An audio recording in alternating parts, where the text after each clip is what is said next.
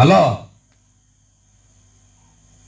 quand on vient ici, lorsqu'on est menacé par les forces ténébreuses, par les démons, par le diable, par les sorciers, on est encore esclave du monde des ténèbres.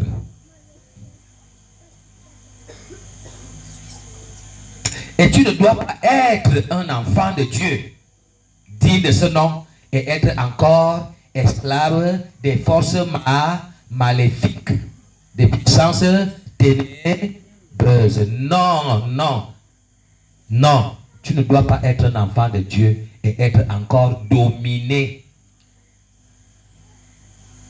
Il y a une différence entre être combattu et être dominé. C'est deux choses bien différentes. Et lorsque donc on est de Dieu, quelle qu'en soit la dimension des combats, on est convaincu, on est sûr et certain qu'on a la victoire. Alléluia. Amen. On a, ou quel qu'en soit le nombre d'ennemis et d'adversaires et la dimension des combats, on sait qu'on aura la victoire. Et voilà pourquoi les serviteurs de Dieu ne doivent donc pas se décourager. Et tant que tu constates que dans tes combats, tu es encore toujours KO, sache que tu n'es pas déjà ou tu n'es pas encore au niveau d'un vrai enfant de Dieu. Et beaucoup donc viennent, je suis malade, j'ai des problèmes, et ils pensent que leur maladie, leur problème, leur difficulté est tellement forte, que leur situation est grave, que parfois ça a déjà atteint l'irréparable.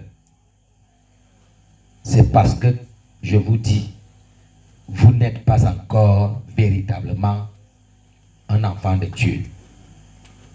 Alors il faut donc que ce soit toi-même qui fasses donc l'autopsie de ta position et de ta situation spirituelle vis-à-vis de ton Dieu. Et quand Dieu a créé l'homme, il a créé l'homme comme étant son représentant, son fils bien-aimé, et Dieu a couvert l'homme de sa toute puissance. Alléluia. Voilà pourquoi nous constatons que l'homme peut démolir même la plus grande montagne, le mont Himalaya. C'est ça ou c'est pas ça?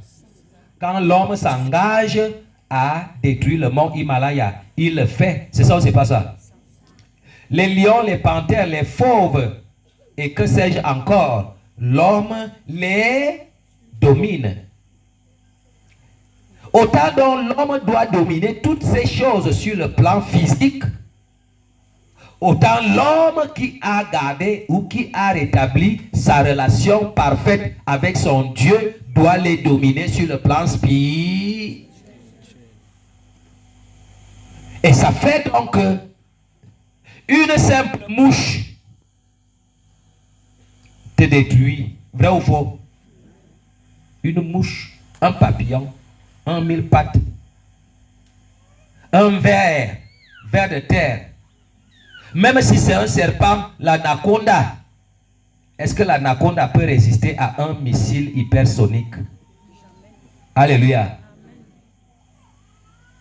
Alors, si l'homme détruit l'anaconda physiquement, l'enfant ou le serviteur de Dieu doit également détruire l'anaconda spirituellement. Alors pourquoi pouvez-vous donc encore être dominé? Et vous vous faites tout petit, tout minable. Vous vous sentez faible face aux démons, aux mauvais esprits, aux forces maléfiques, aux puissances ténébreuses, aux serviteurs des loges et des sectes diaboliques, aux magiciens, et que sais-je encore. Est-ce que franchement,